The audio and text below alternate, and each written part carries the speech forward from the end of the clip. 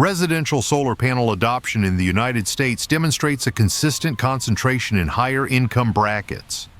Data from the Lawrence Berkeley National Laboratory shows that households with annual incomes above $150,000 represent approximately 58% of residential solar installations, while households earning between $50,000 and $75,000 account for less than 12% of adoptions.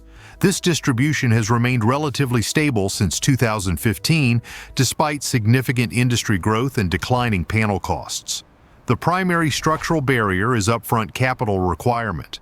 A typical residential solar installation, panels, inverters, mounting hardware, electrical integration, and professional installation, ranges between $15,000 and $30,000 before tax credits or incentives. After applying the federal investment tax credit of 30%, net costs fall to approximately $10,500 to $21,000. This remains a substantial capital expenditure relative to median household liquid savings, which stood at $8,863 in 2023, according to Federal Reserve data. Financing options exist, but introduce complexity and additional costs. Solar loans carry interest rates typically ranging from 4.5% to 8.5%, extending the payback period and adding several $1,000s to total project costs. Lease arrangements and power purchase agreements eliminate upfront costs, but transfer ownership benefits to third-party companies, reducing long-term savings potential. Home equity lines of credit offer lower interest rates, but require sufficient home equity and creditworthiness. The economic structure creates a paradox. Households experiencing the greatest strain from electricity costs face the highest barriers to accessing the technology most widely marketed as an alternative. Those with discretionary capital can afford the upfront investment and realize long-term savings. Those operating closer to budget constraints cannot access the capital required to reduce their ongoing energy expenses. I'm James Sullivan. Let's examine how households typically approach this barrier.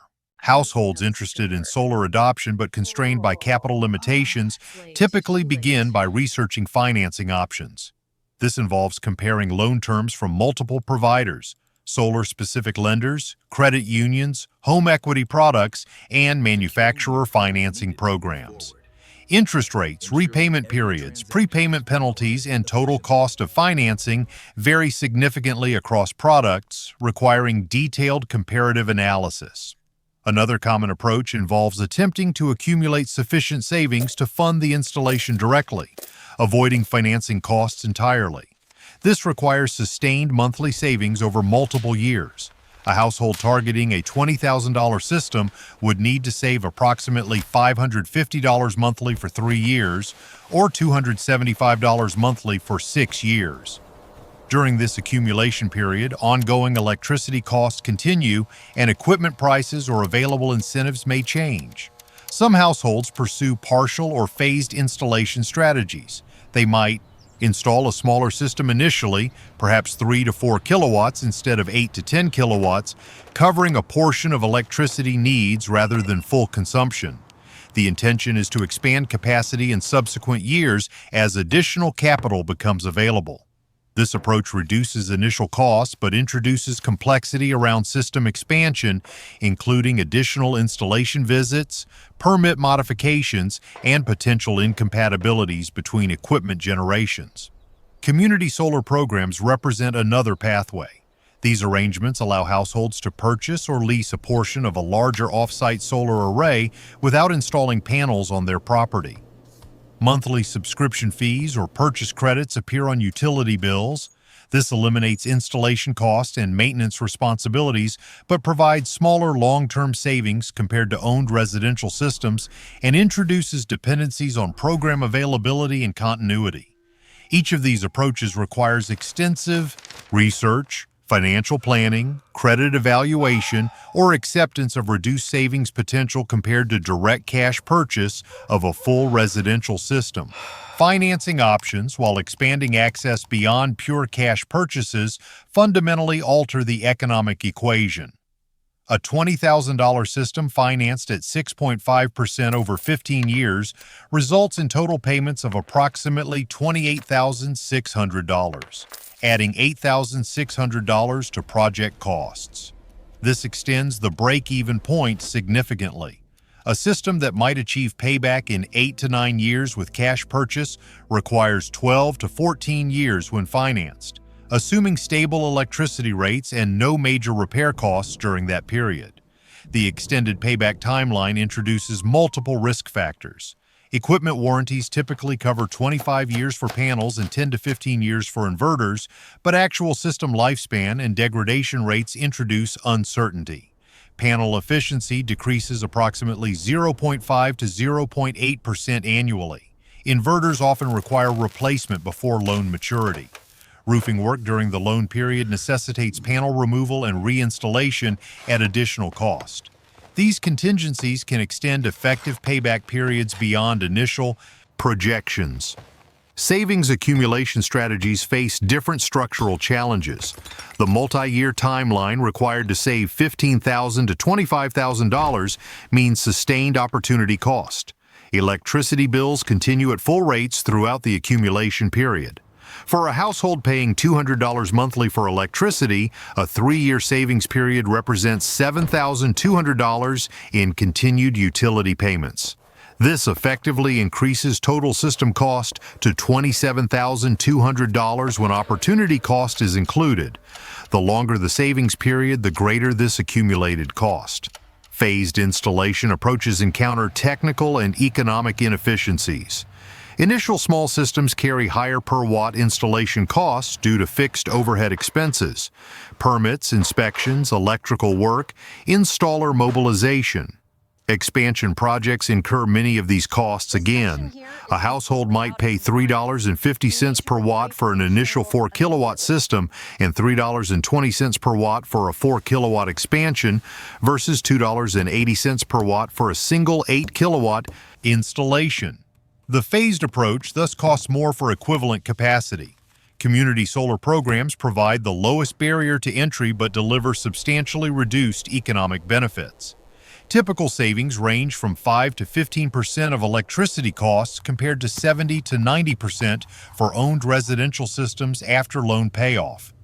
Subscription models introduce ongoing monthly costs in perpetuity, whereas owned systems eventually eliminate most electricity expenses aside from minimal grid connection fees. Beyond solar photovoltaic systems exists a broader category of household-level electrical generation formats that operate on different capital structures. These include small-scale wind installations, micro-hydroelectric systems, where water flow is available, thermoelectric generators, and various electromagnetic or mechanical devices designed for residential application. This format category is characterized by significantly lower upfront capital requirements compared to full solar installations, typically ranging from under $500 to $5,000, depending on configuration and scale. The reduced capital barrier allows direct cash purchase for a broader range of household income levels, eliminating financing complexity and interest costs. These formats vary considerably in technical approach, installation requirements, and maintenance protocols. Some involve single-unit devices that connect to existing household electrical systems through standard procedures. Others require minor electrical work or outdoor placement considerations. Most operate continuously once installed, rather than requiring daily interaction or operational management. The category has expanded in recent decades as manufacturing capabilities improved and component costs declined. Documentation and standardized installation procedures have become more widely available through online resources and technical communities, reducing dependency on specialized professional installation in certain format types. One format within this lower capital category involves compact electromagnetic induction devices utilizing coil assemblies in specific geometric configurations. These units typically consist of wound copper wire arrangements housed in portable enclosures comparable in size to a small portable generator or large battery backup system.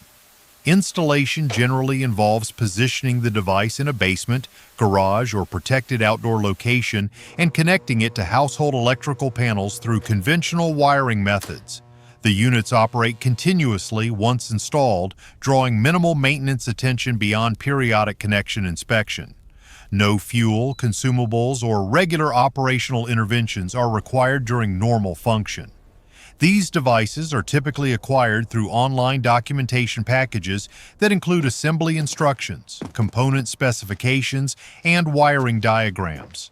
The format allows for household assembly using materials available through general electronic suppliers, with total component costs generally falling below $300 for basic configurations. This format represents one approach among multiple pathways to household electrical generation that operate outside the solar installation economic structure. Its appropriateness depends on factors including local electrical codes, household technical capacity, available installation space, and individual tolerance for self-assembly procedures versus professional installation services. The underlying pattern, that capital requirements create access barriers inversely correlated with financial need, operates at the structural level of how residential energy alternatives have developed and been marketed. Solar photovoltaic systems remain the most visible and professionally supported option despite their capital intensity. Alternative format categories exist across a spectrum of costs, complexity levels, and technical approaches. Their presence in the market reflects ongoing demand for options that restructure the capital-to-savings relationship differently than conventional solar installations. The concentration of solar adoption in higher income brackets persists as a function of the capital structure inherent to professionally installed photovoltaic systems, independent of panel efficiency improvements or incremental cost reductions in equipment pricing.